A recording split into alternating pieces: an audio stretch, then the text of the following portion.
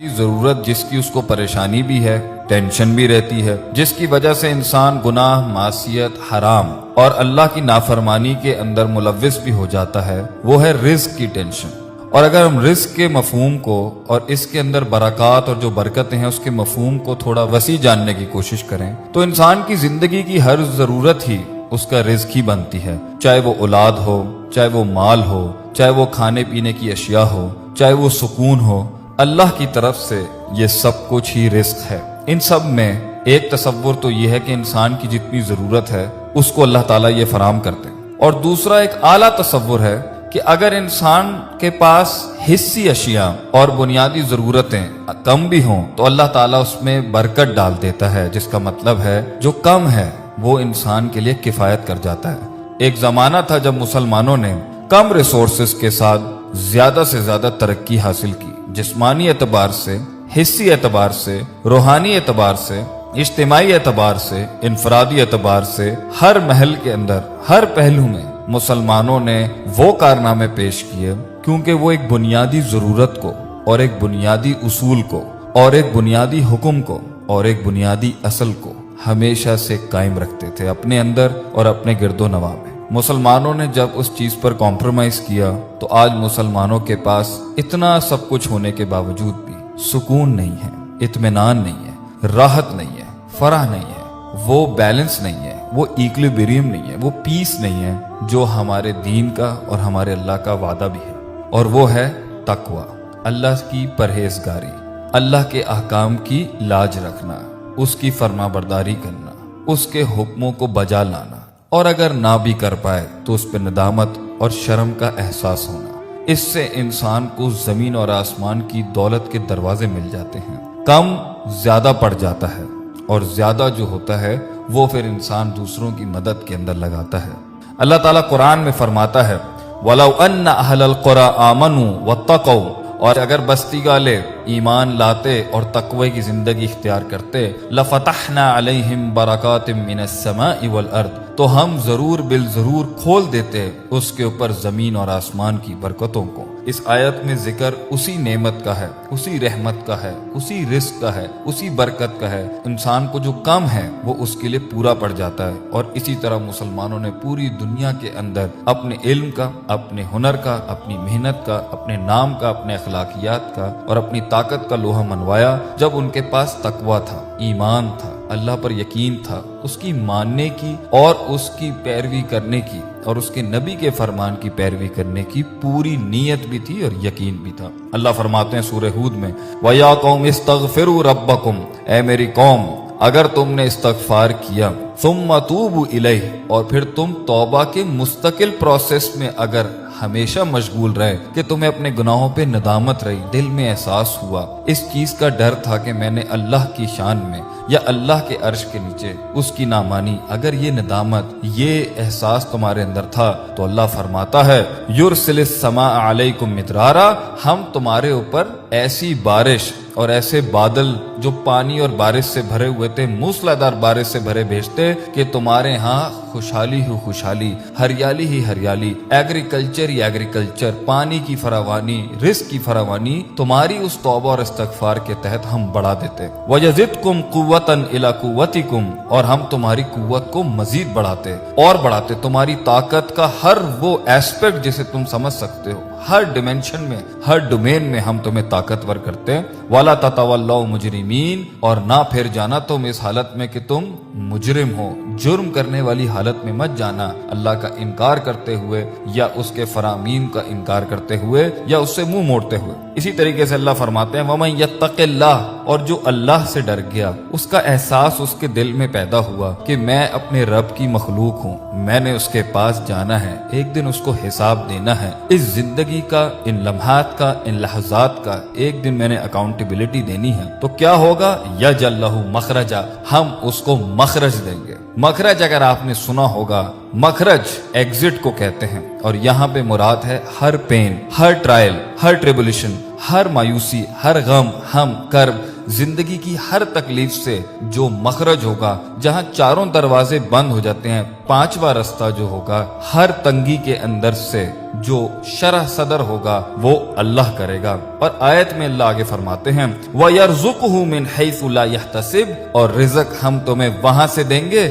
جہاں تمہارا گمان بھی نہیں جا سکتا۔ لیکن آگے اللہ نے ایک اور ارشاد فرمایا وَمَن يَتَوَكَّلْ عَلَى اللَّهِ، اور جس نے اللہ کی ذات پر کامل توکل رکھا، عقیدہ رکھا، یقین رکھا، اعتماد رکھا، جیسے کہ خالی پیٹ چڑیاں صبح نکلتی ہیں یہ سوچ کے نہیں کہ انہیں ملے گا نہیں ملے گا، اس یقین کے ساتھ کہ انہیں ملے گا ہی ملے گا، اللہ سنبھالے گا، اللہ کے سوا کسی اور کے آگے قلباً ظاہراً جسماناً عقلاً اور اپنے جسم اور اعضاء اور روح کے ساتھ کسی کے آگے نہیں جھکنا سوائے اللہ کے۔ جو ایسا توکل اللہ پہ رکھتا ہے فہو حسبہ، تو اللہ کہتا ہے ہم اس کے لیے کافی ہیں، ہم اس کے لیے کافی ہیں۔ ان اللہ بالغ امرہ، اللہ اپنے معاملات کو پہنچا دیتا ہے جہاں اسے پہنچانا ہوتا ہے۔ قد جعل اللہ لکل شیء قدرا، اللہ نے ہر چیز کی قدر، اس کی تقدیر، اس کی مقدار بیان کر دی ہے، ہونا وہی ہے جو اللہ چاہتا ہے۔ اسی طریقے سے اللہ تعالیٰ ایک اور جگہ فرماتے ہیں فَقُلْتُ اسْتَغْفِرُوا رَبَّكُمْ إِنَّهُ كَانَ غَفَارًا، بے شک کہ اللہ بہت معاف کرنے والا،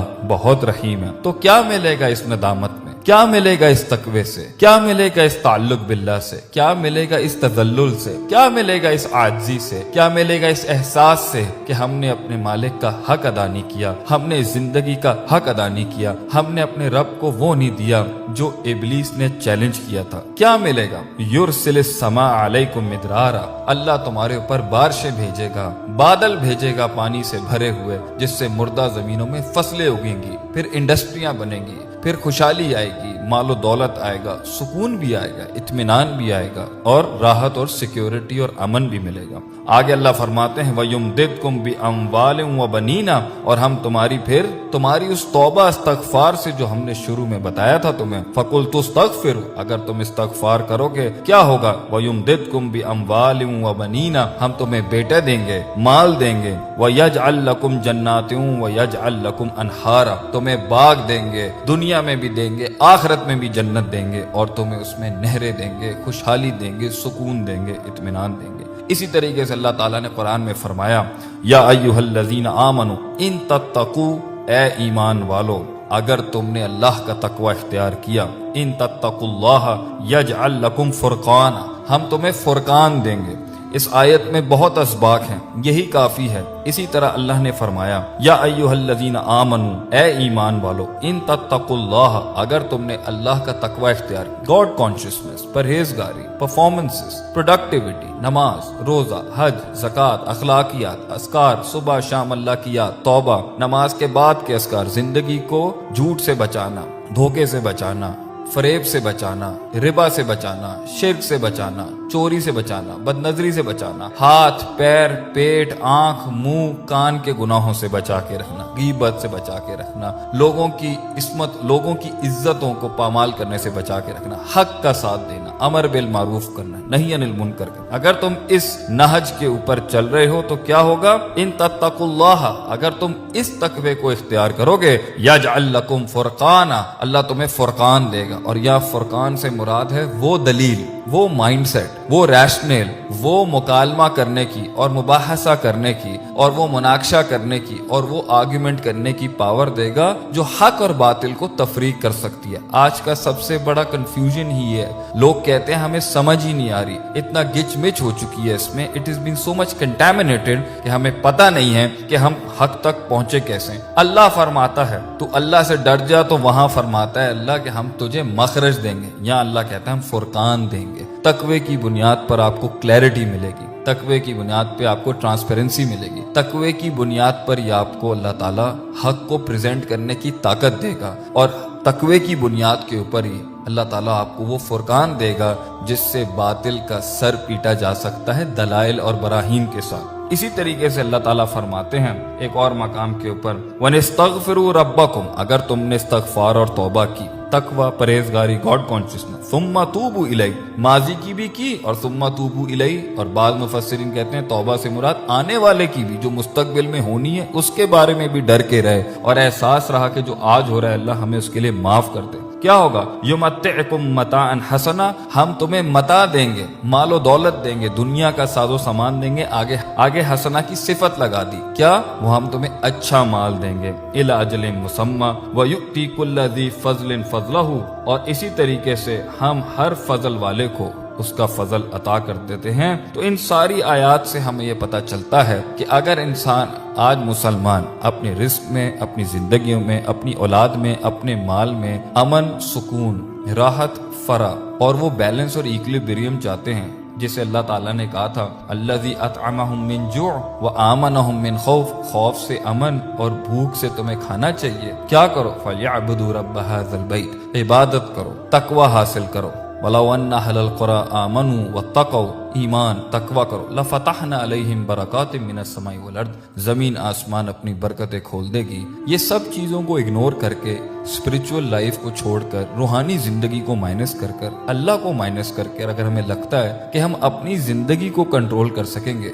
امت کو ایک جگہ پر لے کے جانا اور امت کو ایک رستہ دکھانا، اور اس امت کو بھی جس نے شاید ابھی تک دین کی دعوت نہیں پہنچی یا قبول نہیں کی، یہ تبھی ہو سکتا ہے کم سے کم ریسورسز میں زیادہ سے زیادہ پرفارمنسز تبھی ہو سکتی ہیں مسلمانوں سے جب وہ تقوی، ایمان، پرہیزگاری، استغفار، توبہ، انابت، احساس، ندامت کی زندگی کی طرف رجوع کریں گے۔ اللہ تعالیٰ زمین اور آسمان کشادہ کر دے گا اس دنیا میں ہمارے لیے۔ اللہ تعالیٰ مسلمانوں کے